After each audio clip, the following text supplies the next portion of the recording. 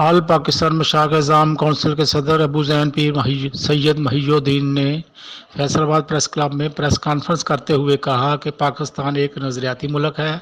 انہوں نے کہا کہ تمام علماء کرام و مشاغ اعظام کو ملک کی بقا کے لیے اپنا مؤثر کردار ادا کرنا چاہیے۔ Shaukat Sultan Butt, M D news Faisalabad. آئیے پریس کانفرنس دیکھتے ہیں۔ 17 ملکوں کا دورہ کر کے اور امریکہ کا ایک طویل علمی، دینی اور روحانی دورہ کر کے پاکستان پہنچا اور پہلے مرحلے میں فیصل آباد آ گیا۔ اور آج میں نے یہ چاہا کہ اپنی صحافی برادری کے ذریعے اپنے ملک کے موجودہ حالات پر اور ہماری قومی اور اجتماعی جو اس وقت صورتحال ہے اس پر مخلصانہ تبصرہ کر کے اپنی قوم کو بیدار اور نجات کے مقصد کی طرف متوجہ کرنے کی تدبیر کی جائے۔ پاکستان ایک نظریاتی ملک ہے اور دنیا میں 2 ہی نظریاتی ریاستیں ہیں، ایک پاکستان اور ایک اسرائیل، اور ان دونوں ریاستوں کا وجود نظریاتی حقائق سے تعلق رکھتا ہے۔ تقریباً 70-75 برس ہو چکے ہمیں نعمت آزادی حاصل کیے ہوئے، لیکن آج بھی مقصد حصول پاکستان پورا نہیں ہو سکا۔ عوام کی غربت، عوام کی بنیادی سہولیات، ضرورتیں آج تک پوری نہیں ہو سکیں۔ ہر آنے والی حکومت یہی دعویٰ کرتی ہے کہ وہ عوام کے مشکلات کے زخم پر مرہم رکھے گی، لیکن وقت کے گزرنے کے ساتھ وہ وعدہ تشنا ہی رہ جاتا ہے۔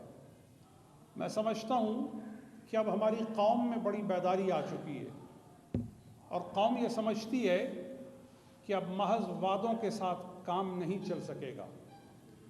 ہمیں سب سے پہلے اس چیز کا تعین کرنا ہے اور اس کی تکمیل کی طرف متوجہ ہونا ہے کہ مقصد حصول پاکستان فوری طور پہ حاصل کرنے کے لیے ایک مشترکہ لائحہ عمل ترتیب دیا جائے۔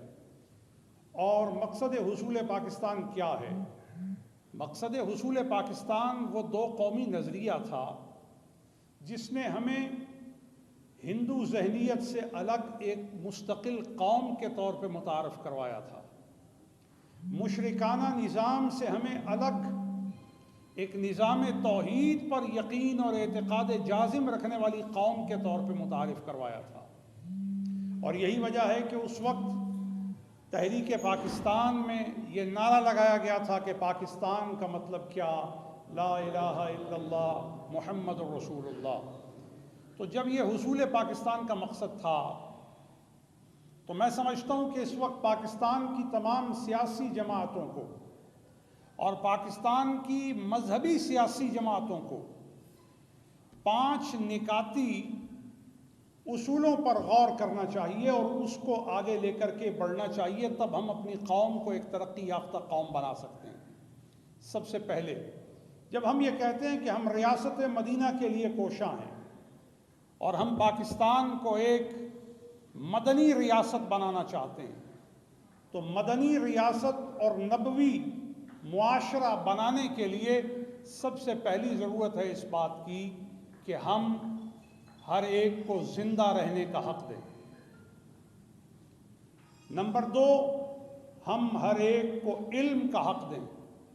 آج آپ دیکھیں یورپ میں، امریکہ میں تعلیم انڈسٹری بن گئی ہے، ایجوکیشن کو ایک انڈسٹری کا درجہ دے دیا گیا ہے، اور انفارچونیٹلی ہماری سوسائٹی بھی جو ایک مدنی سوسائٹی تھی، ہماری سوسائٹی بھی جو ایک اسلامی ریاست کے خد و خال کے ساتھ خاص تھی، اس ریاست میں بھی تعلیم ایک صنعت کا درجہ اختیار کر گئی۔ جب تعلیم صنعت کا درجہ اختیار کرتی ہے تو قوم ذہنی پسماندگی میں چلی جاتی ہے، طبقاتی نظام پھر مارز وجود میں آتا ہے. پھر تعلیم وہ حاصل کر سکتا ہے جس کے پاس مادی قوت ہے. حالانکہ علم اسلام نے اور نبی کریم صلی اللہ علیہ وآلہ وصحبہ وسلم نے انسانوں کا بنیادی حق قرار دیا. آپ دیکھیے پہلی وحی کیا ہے؟ اقرأ بسم ربک الذی خلق خلق الانسان من علق. تو پہلی وحی ہی علم کی وحی ہے. تو لہٰذا ہماری سیاسی جماعتیں جب تک اپنے سیاسی منشور میں اپنی قوم کو علمی بیداری دینے کا مقصد شامل نہیں کرتی، اس وقت تک ہماری قوم ترقی کی راہ پر نہیں پڑ سکتی. اسی طرح تیسری بات، ہر ایک کو حق آزادی، رائٹ آف لبرٹی، آزادی کا حق ہو. ہمارے معاشرے کی اجتماعی پسماندگی کا یہ عالم ہے کہ ہم اگر کوئی بات کریں تو ہمیں پابند زندہ کر دیا جاتا ہے. ہم اگر کوئی بات کسی کے سامنے کہیں تو اس کو ان کی حق غیرت کے منافی سمجھ کر کے انہیں باقاعدہ ایک ایسا سبق سکھانے کا سلسلہ شروع کیا جاتا ہے کہ جس سے انسانیت کی تذلیل ہوتی ہے. لیکن میں یہ نہیں کہنا چاہتا کہ آزادی کے حق کے تحت ہم دوسروں کے حقوق پامال کریں اور معاشرت کا تصور اور حیا کا تصور جو ہے اس کو تہہ و بالا کر دیں. نہیں، اسلام آپ کو اس میں باقاعدہ ایک اصول دیتا ہے. حضرت عمر رضی اللہ تعالی عنہ نماز کے لیے ایک بار تاخیر سے آئے تو حضرت سعد بن عبادہ رضی اللہ تعالی حضرت سعد بن ابی وقاص رضی اللہ تعالی عنہ نے کھڑے ہو کر ان کو کہا کہ اے عمر، ہم تمہارے خرید کردہ غلام نہیں کہ تمہارے لیے انتظار کریں. حضرت عمر نے بڑی معذرت خواہانہ نگاہوں سے انہیں دیکھا اور منبر پر تشریف لے گئے. امیر المومنین تھے، خلیفہ وقت تھے. آپ نے جا کے منبر پر بیٹھتے ہوئے فوراً فرمایا، میں تم سے معذرت چاہتا ہوں کہ تاخیر سے آنے کا سبب یہ ہے کہ میرے پاس پہننے کی ایک ہی قمیص ہے، میری بیوی نے اسے دھویا ہوا تھا، خشک ہونے کا انتظار کر رہا تھا، جس کی وجہ سے آپ کو کلفت